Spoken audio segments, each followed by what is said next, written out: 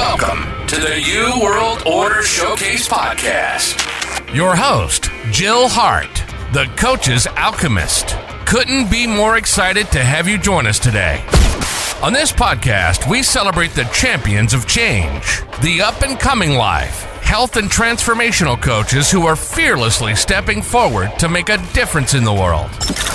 Get ready for inspiring stories, practical tips, and powerful moments that will motivate you to make a positive change in your life and those around you. We're happy to have you join us on this incredible journey as we dive into the world of life, health, and transformational coaches who are lighting up the path towards a better tomorrow.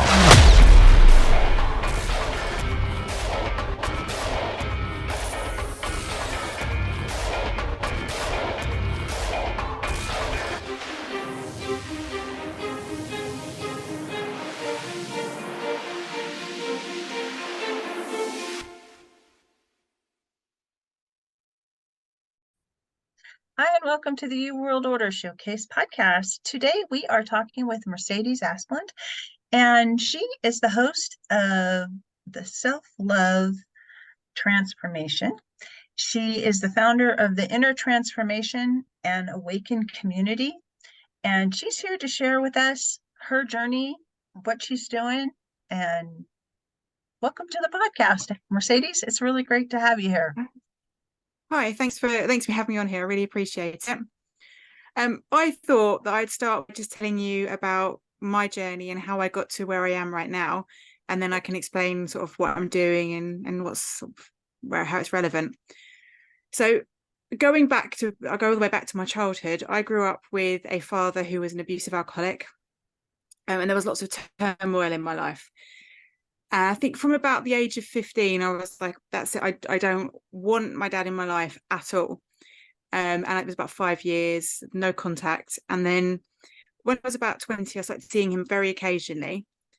And then when I was 25, he committed suicide and did it so that his body was found on Father's Day.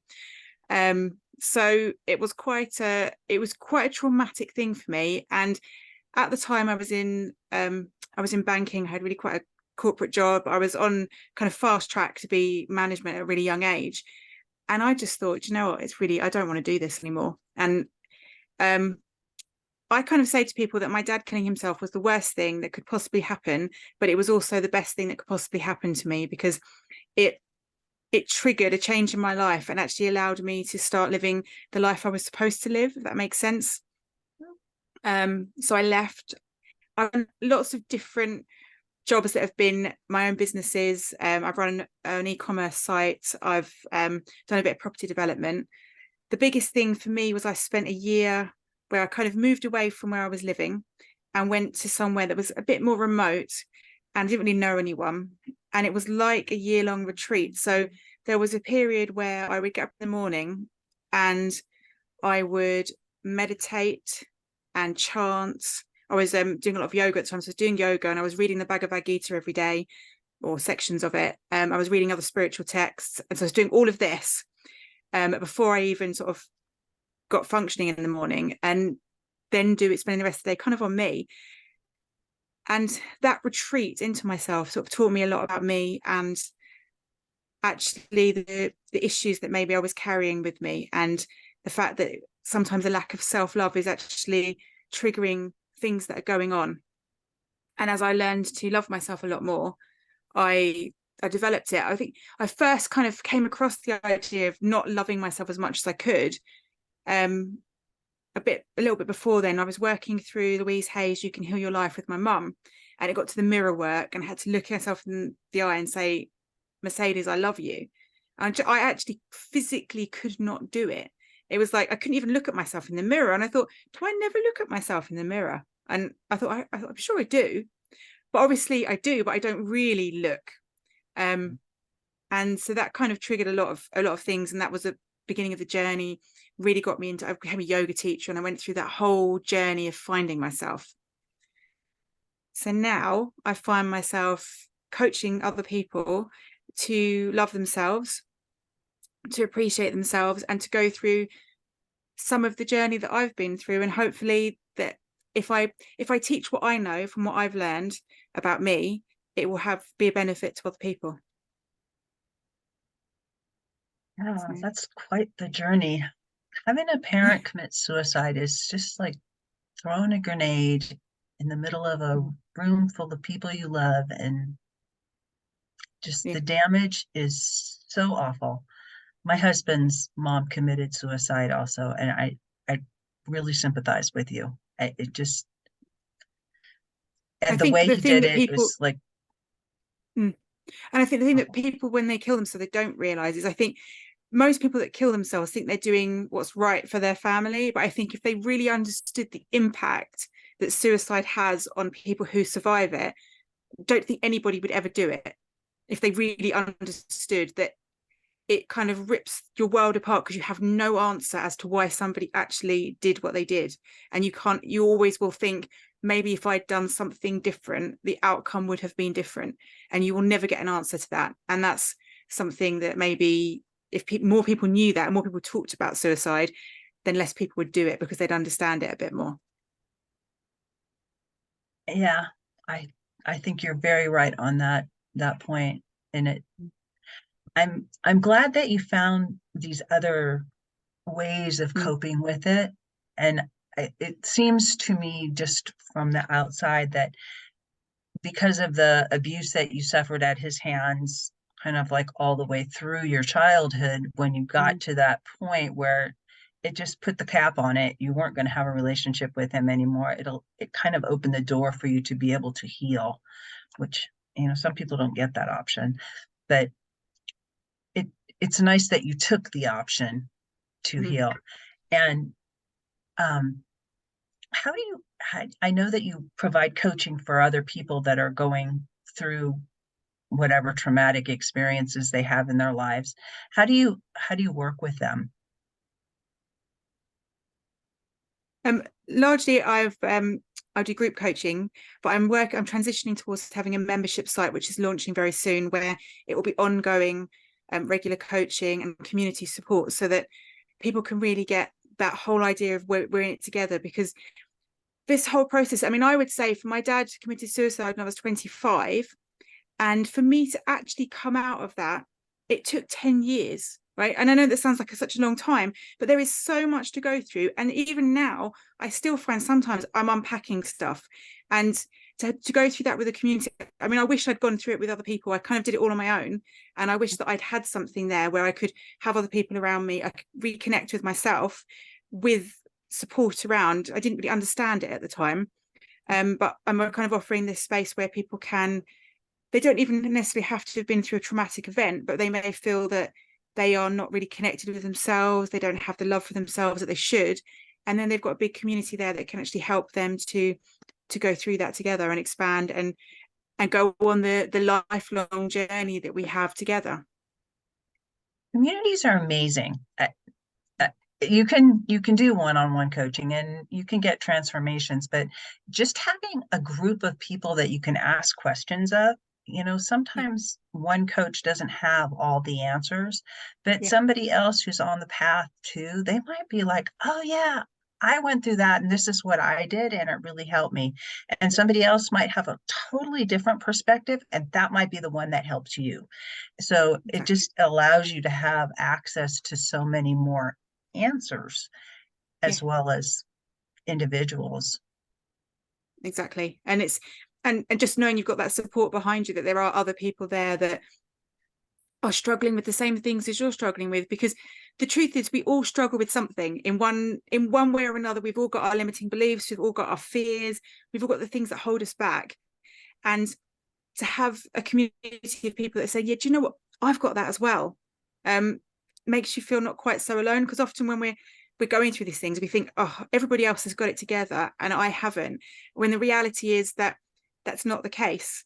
A lot of my early years, strangely enough, from my dad studied when he was a teenager with the Dalai Lama. He went to study with him for three months. So I was brought up with a lot of Buddhist principles around me, and obviously the concept of suffering, and that every household there is suffering. I think there's the Buddhist proverb where a woman who loses her child goes to the Buddha and she says, will you bring my child back to life? I can't deal with this pain. And he says, yes, I will, if you can bring me a flower from the house that has experienced no suffering. And I think after years and years and years of searching, she goes back to him and she says, okay, I get it. There is no house that has no suffering in it. And I think that kind of whole concept of that we are all suffering in our own ways actually is a real support to us, because we know that we aren't sitting here with a lot of pain and everybody else is going around their life happy and everything, and we're not getting it right. We're just in our own place and our own suffering and experiencing what we're experiencing right now. And if we didn't experience the suffering, then the joy wouldn't be as sweet. And I personally think that we make these soul contracts before we come here, and we're living the life we chose to live, having the experiences we chose to have, and we're, as coaches, helping people that we're supposed to help. And it in some ways helps when you come across things like people that cut themselves out of your life, or commit suicide, or make decisions that are really, really harmful to themselves, or bad decisions in their lives. And you can look at them and you can forgive them, because it's not you, it's them. And they made a choice somewhere along the line that this is the experience that they want to have. As bad as it might seem to us, it's we aren't, it's not up to us to fix them. If they want fixing, they can find fixing. I mean, as coaches, I think we tend to want to help like anybody we can. Everybody, it's like, please don't suffer. I can help you. But it really, I think it's bigger than that. I think people, sometimes they want help and sometimes they just want to suffer. Just kind of weird. But. Well, it's interesting though, because I was reading reading Dawson Church. I think it was in his book Bliss Brain, and I can't remember the exact number, but I think he's saying like, of the people who suffer like serious traumatic events, it's only somewhere around 20% that experience PTSD. And the vast majority, which we don't talk about, actually experience post-traumatic growth. So we actually flourish from the trauma. So although trauma and suffering feels like this really awful thing that we have to go through, that actually it's, for most of us, it's actually of benefit to our lives in the long run. And we may not feel that at the time, but however big or small the trauma is, because what I consider a trauma may be different to what somebody else considers a trauma, but everything that we experience as a trauma, majority of it will have a beneficial outcome in the long run, and allow you to expand, which actually is a really positive way to look at it. You know, I can look at my dad's suicide and say it was a horrific thing to happen, or I can say, actually, it allowed me to expand who I was and to step out of the box that I had put myself into, which was a box I actually didn't want to be in. But so long as he was still around, you felt like you had certain responsibilities that you had to do, whether you wanted to or not, because, you know, he was your dad. Yeah. And there was always that hope. I mean, that was the thing I dealt with when he died, is the biggest thing actually, because for the last 10 years, I'd only seen him like half a dozen times. So I didn't really lose anything when he died, other than the hope that maybe one day, maybe just one day, I could have a relationship with him. It was really not, there was nothing really there. So actually what I was losing was what was in my brain. So it was the story I was telling myself. So actually what I had to grieve was not his death. What I had to grieve was what I had wanted and holding on to, which is actually usually where the majority of our suffering comes from. Yeah, that's a very powerful statement. In fact, I can relate to that with my own family, with my mom. It was all in my head. There's the need and want for a certain kind of relationship. When she died, that's what went, is the hope that I could have that relationship that I'd always wanted. Never happened. No, exactly. And we hold on to those things so tightly that actually when we do that, we don't leave space for anything else, because that's like all we can see is, I want the relationships that other people have, Mm-hmm. rather than what you do have, and saying, okay, well, let's move on with that, because we can only have what's there in front of us, and living in the now. And if that relationship isn't there now, then that's all we've got, and the hope is irrelevant. It's not real. And and I think that's one of the things I like to teach people as well, is that living in the now, being aware of who you are, and not grasping. I heard a great one of the people one of the coaches that I've worked with said something great, and it's really true. When we move forward in our lives with intention but without an agenda, because so often when we set our souls, our ideals on, we want to achieve something, we suddenly create the route that's got to happen. And actually what we do is we close ourselves down to what is really out there. So this whole idea of creating our lives too tightly is what holds so much of everything back. It's this idea that life should be a certain way, rather than actually enjoying what we have right now, which on the most part is actually good. It's just our brains, with our negativity bias, they go out and they say 200 wonderful things happened to me today, but one really rubbish thing happened, so I am going to spend my whole evening stewing on that person who cut me up on the way home, because that's all my brain can think about. And it forgets about all the great things that happened to you today. And so part of it is actually opening your mind up to that awareness of actually, what is the good stuff that's happening right now? What happened to me today that was good? And I think when we start to become aware of that, it changes our whole outlook on life, and the positivity actually does take over. We can train our brain to be more positive and to tune out the negative. Or at least not dwell on it, or to reframe it in a way that's not, because nothing is really devastating until you're gone, and then you're gone, and whatever's next is next, or not. And it's a process, and it's really easy to let yourself fall back into I'm going to be suffering, I'm the victim of the situation, the universe is out to get me, when really the universe is mostly conspiring to help you. And if you believe that, it will come true, because we create our own realities one way or the other. For the things we focus on.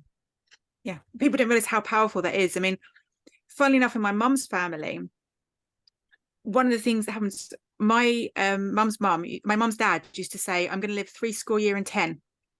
And he died 3 months before his 70th birthday. Okay, and it's always what he said, I'm going to live 70 years and 10. He died then.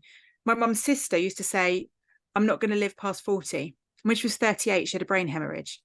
But what these people don't realize, you say things like this, you are actually telling your brain, this is how long I am going to live. So your brain goes, okay then, and it takes it in, and it actually, the universe hears you and goes, well, this person, that's what they want, and it gives you what you want. So you have to be really mindful of the things that are coming out of your brain and out of your mouth, and the things you think, the things you say. And I'm becoming more and more conscious of it, because I've got a toddler, and he's already started saying things like, oh, I'm such an idiot. And I'm like, no, you did a silly thing, you're not an idiot. But then I think, do I say that about myself? And he's hearing me say it, so he's just repeating it back. And so he's actually helped me to be even more mindful of what I'm saying, because he's actually showing me the negative things that still come out of my mouth, that I subconsciously come out. I have a different thing that's happened in my family. I have a father-in-law. He's 85 now, I think. He has failing heart. He's had a failing heart for maybe 15 years now, and like had heart attacks and stuff. But he has always said, I'm going to live to be 100. And he's still going. I have no doubt he'll live to be 100. It's just like, he's never wavered on that. No matter what's happened, he always tells the world, I am so healthy. I have never been sick a day in my life. And even though, I mean, he goes to the doctor, and the doctor's like, yep, your heart's failing. He's like, no,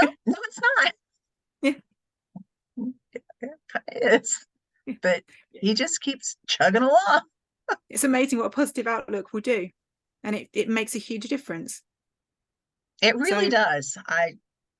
It's like those affirmations, just say them, even if at first you don't necessarily believe them, just keep saying them over and over and over again, because eventually your brain will actually believe them, because you will retrain your brain into, this is what I think, so this must be what I believe.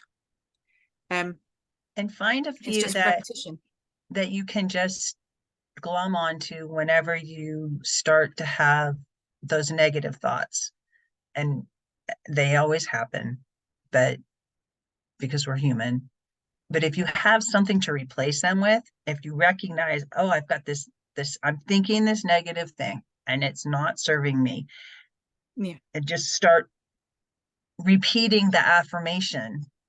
It just as like a little mantra in your head, you can replace that bad loop with a more positive loop that will serve you much better.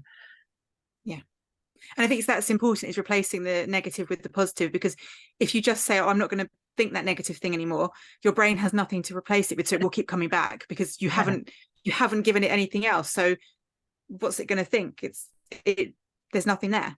So and that's why all these practices need constant practice, because if we don't constantly practice them, then we just slip back, because we're not doing the positive things that are going to take us out of the negative.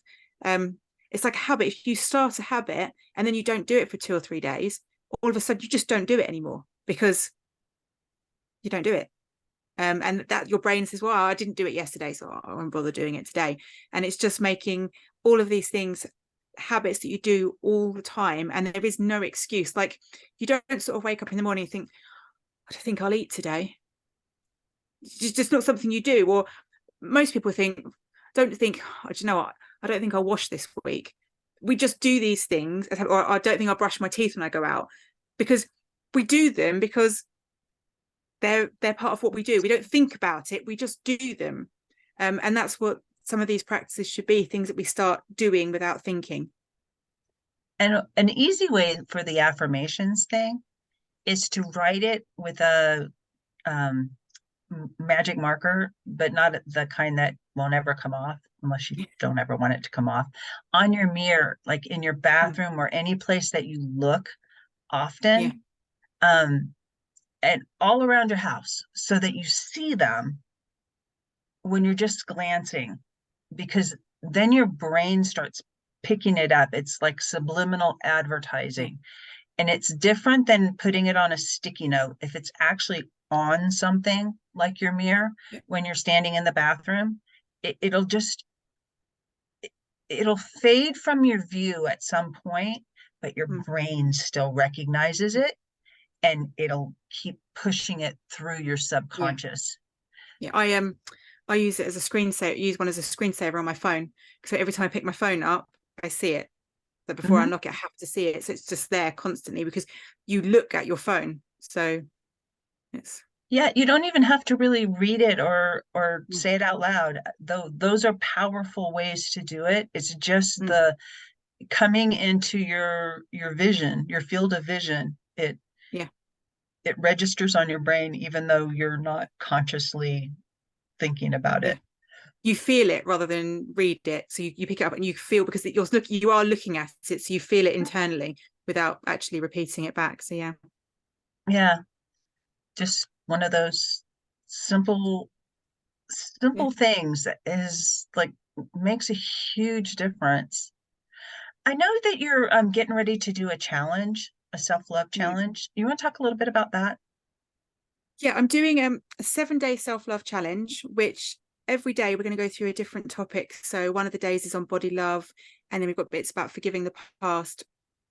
And really the whole idea is that you just work on yourself. So there can be journaling prompts, there'll be affirmations for each day. And I've also done a meditation and a tapping session to go along, so to really help to enhance what you're doing. That's going to run for 7 days, and I have a few tasks to go before, and integration day as well. And people can join my Facebook group and get advice and help with that. if it's not going on live, it's available for a small fee on my website, and you can then keep it forever. So it's going to be a really good thing, and I hope it's going to help a lot of people.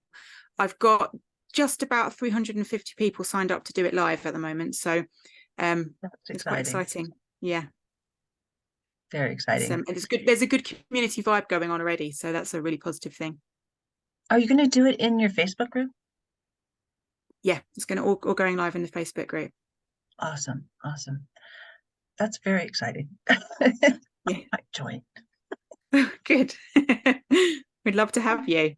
Yeah, I'm really excited about it. Is there anything else that you'd like to share with the audience? Yeah, I've obviously got self-love starter kit that people can get for free from my website. And just what I'd like to say is that never stop trying, because obviously sometimes it can be very easy to give in and think this just stuff isn't working, but just trust that it is, and just never stop believing in yourself. It will work in the end. Yeah, that's just get back up, fall down 7 times, get up 8. Exactly. There's no failure. We can just keep going. Yeah, failure is just something that you don't want to try again. Just the thing that didn't work, but there's something that will, so just keep trying. Exactly. Yeah. Thank you so much for joining me today, Mercedes. This has been amazing. Brilliant. Well, thank you for having me. I really enjoyed it. Thank you so much for tuning in to another empowering episode of the You World Order Showcase podcast.